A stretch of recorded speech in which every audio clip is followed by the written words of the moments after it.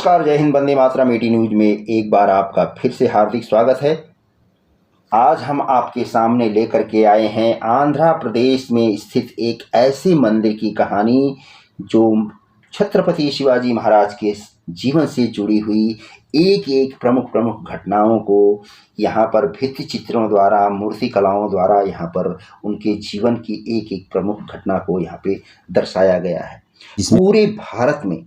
एक लौता मंदिर ऐसा है जो छत्रपति शिवाजी महाराज के जीवन से जुड़ी हुई एक एक घटना को यहाँ पर भव्यता के साथ दिखाया है।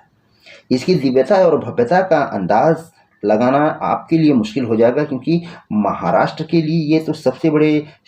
शर्म की बात है कि संपूर्ण महाराष्ट्र में महाराज का एक भी मंदिर नहीं है। महाराष्ट्र का संपूर्ण इतिहास इस मंदिर की दीवारों पर उकेरा गया है। हम लोग केवल महाराज के नाम का जयकारा लगा सकते हैं। आते जाते बस ट्रेन में गर्व से कहो हम हिंदू हैं, ये नारा लगा सकते हैं। महाराज को भगवान की तरह पूजते हैं, परंतु संपूर्ण महाराष्ट्र सहित पूरे भारत में एक भी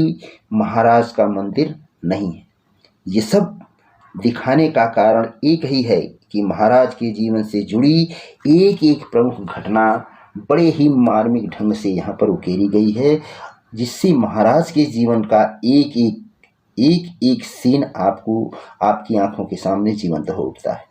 जिसमें उनके जीवन की लड़ी हुई प्रमुख लड़ाइयों से लेकर के उनके आगरा प्रवास और वहाँ से छुप करके भागने का वो सारा प्रयास, अफजल खान का वध, जगदम्बा माँ भवानी से उनको जो भेंट स्वरूप मिली थी तलवार, उसका गुरु रामदास जैसे समर्थ गुरु से उनकी भेंट होना और एक श्रीमंत योगी की उपाधि वहाँ से मिलना और उनके बताए हुए पद चिन्हों पर चलना, उनके द्वारा राज्याभिषेक का उत्सव आदि इतनी खूबसूरती से बनाया गया है कि बस आप मंत्रमुग्ध हुए बिना नहीं रह सकते। सबसे ज़्यादा शर्मनाक बात तो उन लोगों के लिए है जिन्होंने महाराज के नाम पर खुद के साम्राज्य खड़ा कर लिए, परंतु महाराजा के हाथ पैर काटकर चबूतरे पर बिठा दिए। महाराज के दरबार को देखकर एक बार तो इतिहास जीवंत हो उठता है। उनकी ध्यानास्थ प्रतिमा आज तक कहीं नहीं दिखाई दी, जो यहाँ पहली बार देखने को आपको मिलती है। इन सबको इतने अच्छे से बनाया और संभाला गया है कि बस देखते ही बनता है। सबसे बड़े शर्म की बात तो यह है कि महाराष्ट्र के पड़ोसी राज्य आंध्र प्रदेश की सरकार द्वारा यह मंदिर बनाया गया है, जिसे 10 रुपये के नाम मात्र के शुल्क पर देखने की सुविधाएं आपको यहाँ पर उपलब्ध होती है। महाराष्ट्र के गांव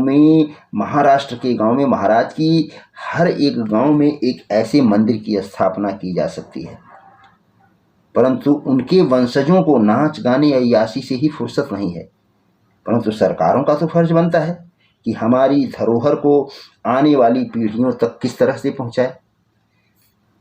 आज जिनके पास महाराजा छत्रपति शिवाजी महाराज के जैसा नेतृत्व नहीं है, वो देश पछता रहे हैं कि काश हमारे यहाँ पर शिवाजी महाराज पैदा हुए होते, महाराणा प्रताप पैदा हुए होते, तो हमारे देश का इतिहास, उसका भूत वर्तमान भविष्य कुछ और होता। परंतु जिनके पास हुए, उन्होंने उनकी कदर नहीं की, आज उनकी इज्जत नहीं हो रही है। ऐसे में हमारी आने वाली पीढ़ियों को हम क्या संदेश देना चाहते हैं कि हमारी धरोहर, हमारे महापुरुष, हमारा इतिहास कैसा रहा है,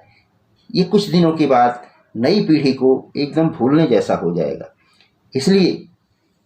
भारत के हर नेता की ये जिम्मेदारी बनती है कि वो अपने प्रदेश में, अपने देश में, अपने महान पुरुषों का, अपने तमाम जो ऐतिहासिक पुरुष रहे हैं, उन सब का एक एक मंदिर बनवाए, ऐसा जिससे हमारे नई जनरेशन को, आने जाने वाली पीढ़ियों को, उनको मालूम पड़े कि नहीं, हमारा इतिहास, हमारा भूत वर्तमान भविष्य किस तरह का रहा है, और उन्हें अपने इतिहास पर, अपने महापुरुषों पर उन्हें गर्व महसूस हो सके। परंतु नहीं, आज हजारों करोड़ के साम्राज्य को खड़ा करने के बाद भी हमारे नेताओं के पास इतने पैसे नहीं हैं कि वो अपने पैसे से, इस लूट के पैसे से कुछ न कुछ अपने महापुरुषों के लिए कहीं न कहीं कुछ कर जाएं।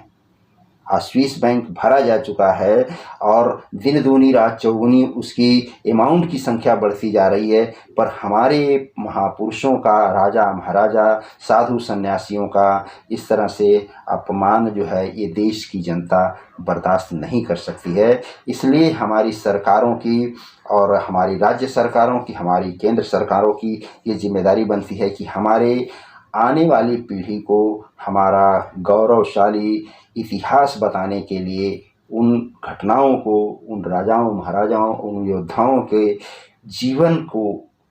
इन प्रस्तरों पर, इन भित्तियों पर उकेर करके एक मंदिर बनाया जा सके, जहाँ पर जाने के बाद हमारी नई पीढ़ी को एक नया उत्साह, नया संचार और नया जीवन दर्शन प्राप्त हो। ऐसे में सरकार क्या करती है, महाराष्ट्र सरकार क्या करती है, ये तो आने वाला सच ही बताएगा। फिलहाल मैंने आपको इस घटना से रूबरू